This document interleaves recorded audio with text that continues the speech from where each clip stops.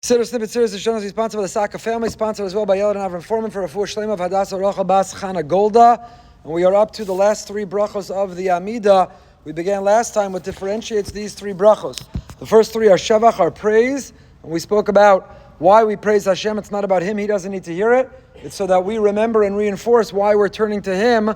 For the middle section, Bakasha. Bakasha, we delineate and we list the universal needs that transcend time and space, what we all need wherever we are, and the middle section are those bakashos. We list those needs. And then the final three, the last section, the Gemara Brachos Lamedal tells us is called Hoda'ah, the three brachos of gratitude, of appreciation. So we asked last time, where is the Hoda'ah? If you look at the bracha of Ritzei alone, if you look at Ritzei and Mesech Zena, Hamachzer Shechina Sol Tzion, please Hashem bring your countenance back to Tzion. Ritzei, please restore and accept the avoda in the Kodesh HaKadoshim, the Holy of Holies. Hashem v'sa'avod. Where's the Hodah? Where's the gratitude?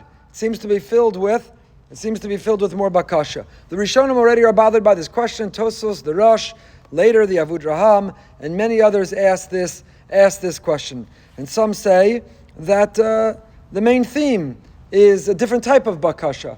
The middle section, individual private bakasha, or individual needs. The last three are collective, communal, national, peoplehood bakasha. So that is a form of hodah in some way or another. The Radvaz has an interesting answer.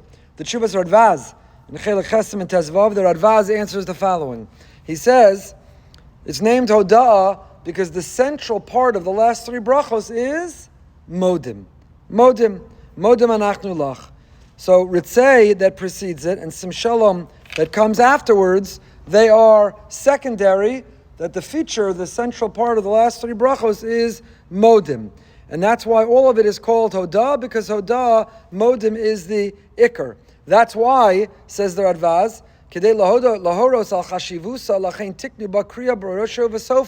we bow at the beginning of modim, we bow at the end of modim, we bow on both the beginning and end to section it off. It is the central part. It's the featured part of the last three brachos, and therefore it's all called Hoda'ah, even though only modim is most explicitly an expression of gratitude. And the Ravad goes on to explain that this parallels Shema.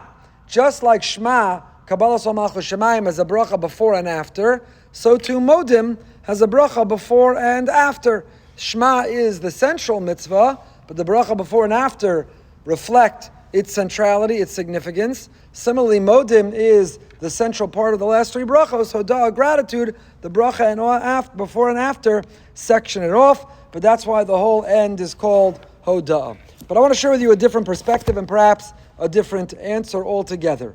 The Shibbolei HaLeked, who's taken us through the entire Amida, one of the Rishonim, Shibbolei HaLeked for each bracha gives us the historical antecedent, the historical background.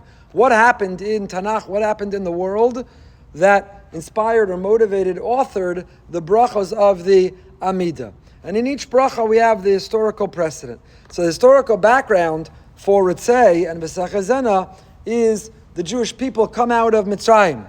Hashem saves us miraculously. We don't have time and we don't need to review 10 plagues, Kriyas Yamsuf. We come to Kabbalah Satorah. So 49 days later, 7 weeks later, from the lowest levels of tumah, of impurity, there we are standing at the base of a mountain, most seminal moment in all of history, to receive the Torah's Chaim, that will be the blueprint for life. And despite receiving the Torah, despite this incredible intimate rendezvous with Hashem, shortly after, Chet HaEgel, on our wedding night, in the honeymoon, we cheat on HaKadosh Baruch Hu. We build an egel. And we worship that egel. Kadosh Baruch Hu at Har Sinai dwelled, his Shechina, his divine presence was intensely felt.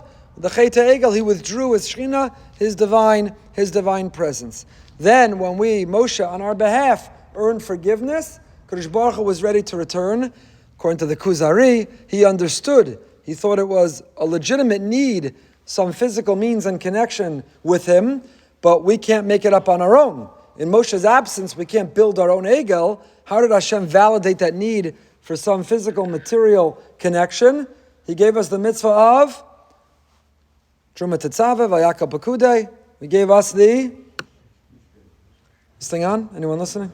Mishkan, thank you. He gave us the Mishkan, and the Mishkan was the return, restoring the Hashras Hashchina. Through the Mishkan, we now had the intense dwelling of Shechina, like the Avos and Imos had in their home, we had in the Mishkan, and later in the Beis HaMikdash. The Ramban, in his introduction to Sefer Shmos, says the book of Shmos is the story of Galus to Geula. Galus to Geula. And many wonder, but the end of the book of Shmos, we're still in the desert. How could you call that Geula? If Geula is coming to the land, if redemption, Geula, is coming into Eretz Yisrael, building a Beis HaMikdash, how could one call Shmos the story of Galus to Geula when we're still in the desert at the end of the book of Shmos? And the answer is, the Ramban means to say, that Geula is not a geographic description, Geula is an existential or spiritual description. The beginning of Shmos, we're in the lowest level of Tumah, the Shekhinah is not dwelling among us. By the end of Shmos, we have the Mishkan. It houses the Shekhinah, Hashem's presence. Hashem is dwelling among us. Our mission is, as we saw from Moshe Shapiro, to be intertwined with Hashem. That we are twins, not Samasi to Umasi. The Medrash says, Shir Hashirim. Kadosh Baruch Hu wants to be our twin, a shared destiny. The Mishkan brought us back together. It was the vehicle for connection, for communication, for spending time together. That's what we're missing, and that's what we long for, and that's what we want. Why is that hoda'ah? Why is that hoda'ah? Because the greatest expression of gratitude to someone when they give you a gift is to use it to its fullest, is to want to be as close with them as you can. Ritzei, if we're happy in Gullus, if we're satisfied in the exile, if it's good enough to live under the palm trees of Boca Raton, then we're not really grateful to Hashem for the gift of His presence, of His countenance, of a sense of mission and purpose of being connected with Him. Ritzei v'sachezena, our longing to be intertwined, to be connected, to have a shared fate and destiny, to live a purposeful life, to have a mission here on earth, to feel His presence always. It's the greatest expression of hoda'ah. How do we show our gratitude? Sometimes we find ourselves, lahavdil, saying to our children, if you're really grateful, I don't need a gift, I don't need a card. If you're grateful, just behave well. If you're grateful, just do what I ask. If you're grateful, just behave in the way I'm trying to inspire and teach you to be. That's the greatest gratitude that you could have, is don't make me fight. Come to me, make a bracha, daven, be a mensch, have derech eretz. It's the greatest gratitude.